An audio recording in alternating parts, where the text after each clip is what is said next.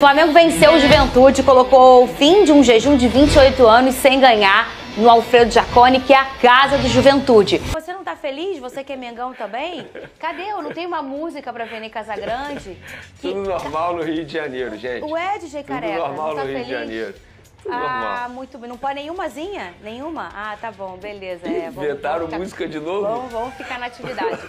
Tem que quebrar esse tabu. Pô, toda hora é isso? Vamos ficar... Vamos ficar na atividade, DJ Se Careca. quiser, eu pago aquele aplicativo, cara. Dá pra gente botar uma música aí. Botaram efeito suspensivo pra música. Vene É que Casagrande. depois de sexta-feira, bateu uma cota, entendeu? Vene Casagrande. Olha, tocou até Reginaldo Rossi Tocou aqui nesse tudo. programa. Ainda bem que podia ser. Ou não podia, sabe? Não. Segue o baile. Na minha vez, todo mundo se empenha, né?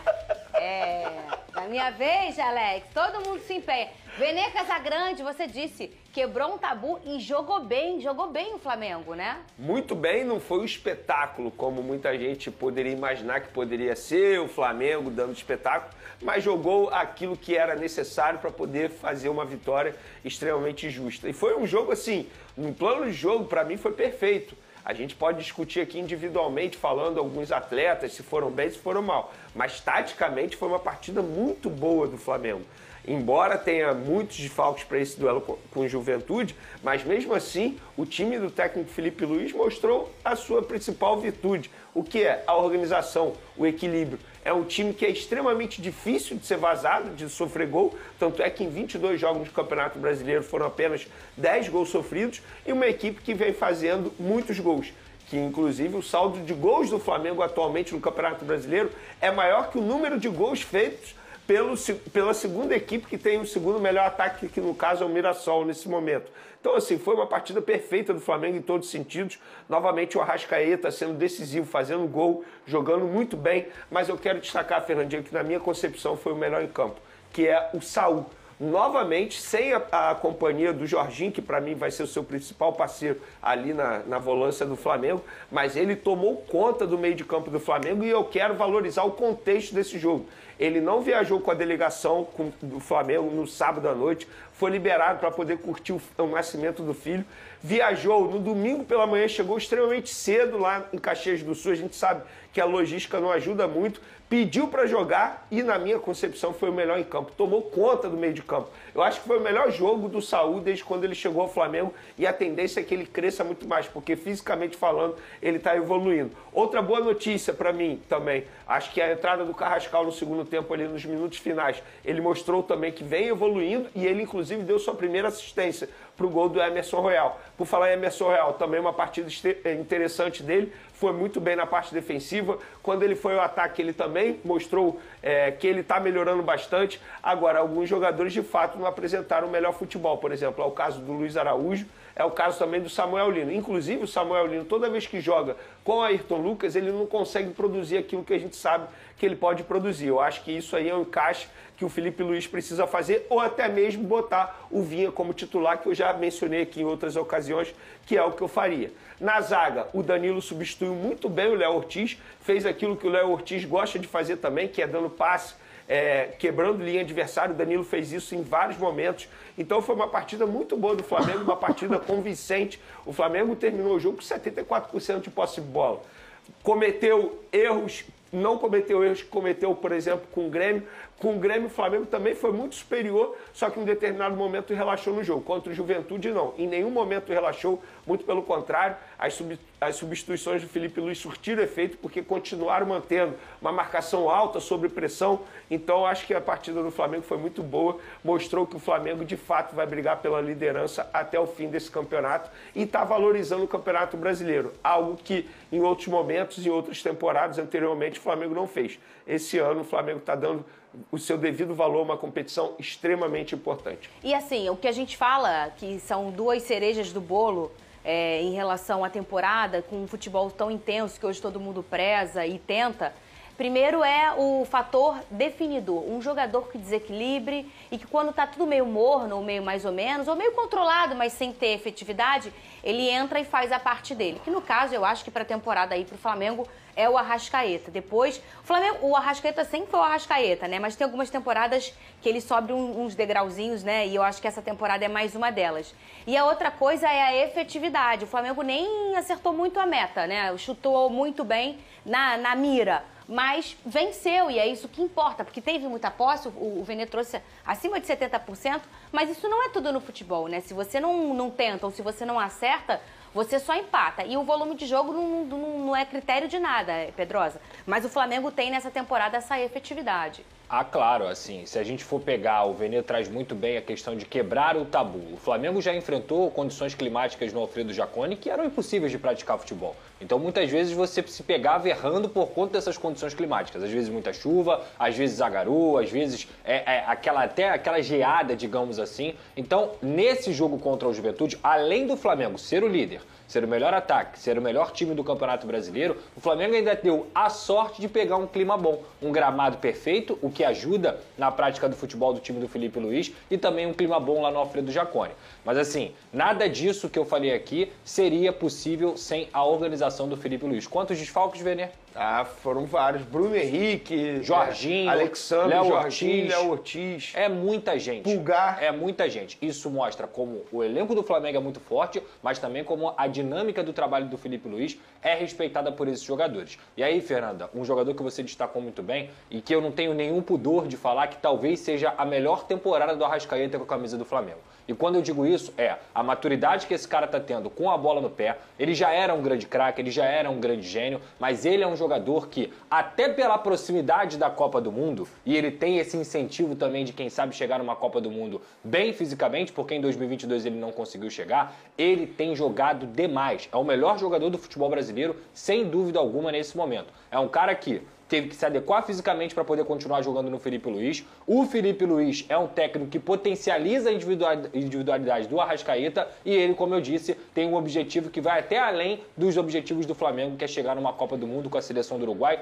muito bem como ele vem fazendo e vem sendo decisivo, inclusive, nas eliminatórias da Copa do Mundo. Então é um cara especial, no momento especial, e que faz o Flamengo destravar jogos em vários momentos. Concordo com o Vene que o Saúl jogou demais, mas o Arrascaeta é um cara brilhante e a gente tem que destacar isso aqui. Eu posso estar falando besteira, tá? Mas pra mim, talvez 2025 seja a melhor versão do Arrascaeta com a camisa do Flamengo. Você concorda, Vene? Concordo plenamente. Inclusive, eu já falei isso aí em outros momentos no meu canal, até sugeri essa pauta aqui para a produção para a gente comparar os números do Arrascaeta com 2019, que muita gente trata essa temporada como a melhor do Arrascaeta, mas avaliando a pessoa Arrascaeta, o atleta Arrascaeta, sem sombra de dúvidas, é a melhor versão do Arrascaeta em todos os sentidos. Maturidade, liderança, porque hoje ele é camisa 10 e ele usa a faixa de capitão e ele é líder na essência da palavra em todos os sentidos. Não é só uma liderança técnica, mas uma liderança também nos bastidores. E eu acho que ele entendeu a importância também de se cuidar fora do clube.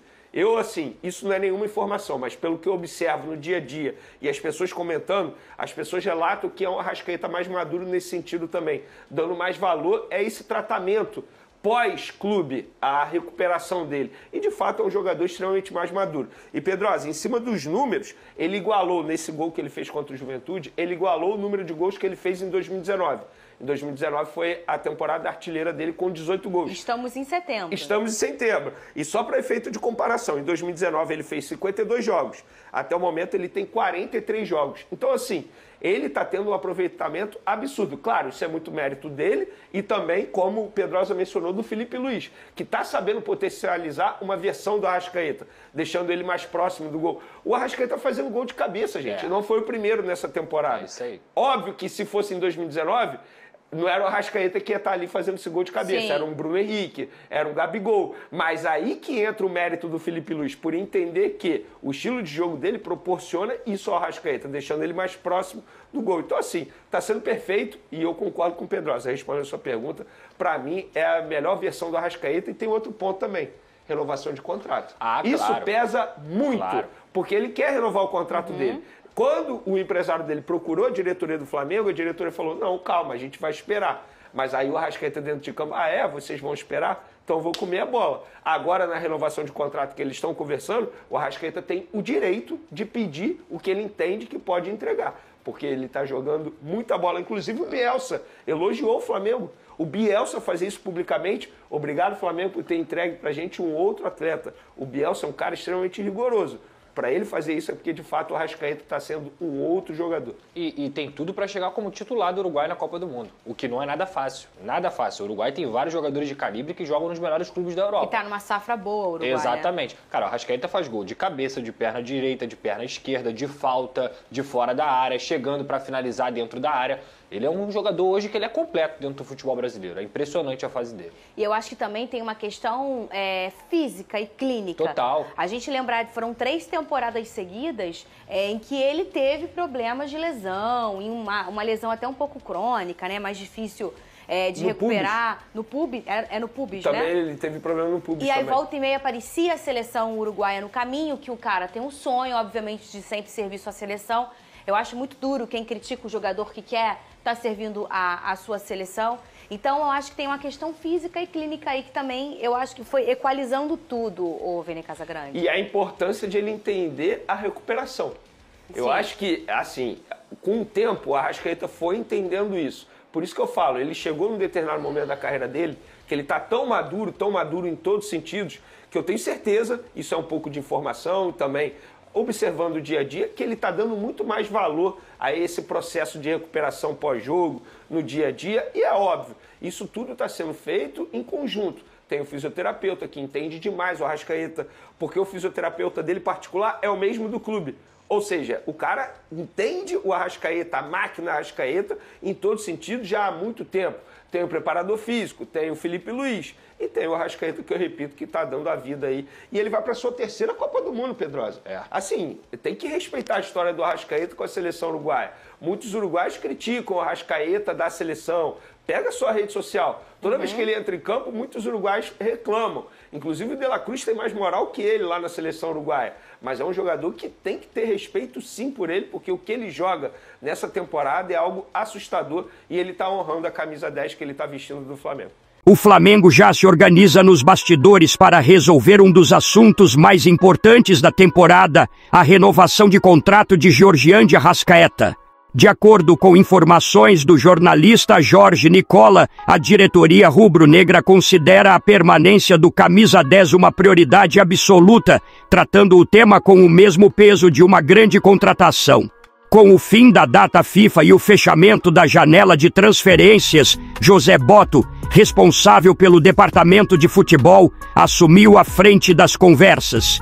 A ideia é assegurar que Arrascaeta, ídolo da nação e referência técnica do elenco, siga vestindo o manto sagrado por mais tempo. A proposta em estudo prevê a extensão do vínculo até 2028, acompanhada de uma valorização salarial que pode colocá-lo entre os jogadores mais bem pagos do país, com cifras próximas de R$2 milhões mensais. A medida reflete não apenas a qualidade do uruguaio, mas também sua identificação com o clube e com a torcida. Desde que chegou, Arrascaeta construiu uma relação de cumplicidade com o Maracanã e se tornou decisivo em conquistas e jogos históricos, o que reforça seu status de peça insubstituível no elenco. Internamente, a expectativa é de uma negociação sem grandes entraves. O próprio jogador já declarou em diversas ocasiões que se sente em casa no Flamengo e não esconde o carinho pela nação rubro-negra. Por outro lado, a diretoria entende que perder o meia significaria abrir um espaço técnico praticamente impossível de preencher no cenário atual. Caso o acordo seja confirmado, a renovação até 2028 será encarada como uma vitória estratégica, reafirmando o projeto do clube de manter um elenco forte e competitivo. Agora eu quero saber a opinião de vocês. Você renovaria com Arrascaeta por esse valor? Sim ou não? Deixe sua opinião no comentário. Não esqueça de curtir o vídeo e inscreva-se no canal para não perder nada do Flamengo. Até a próxima e saudações rubro-negras!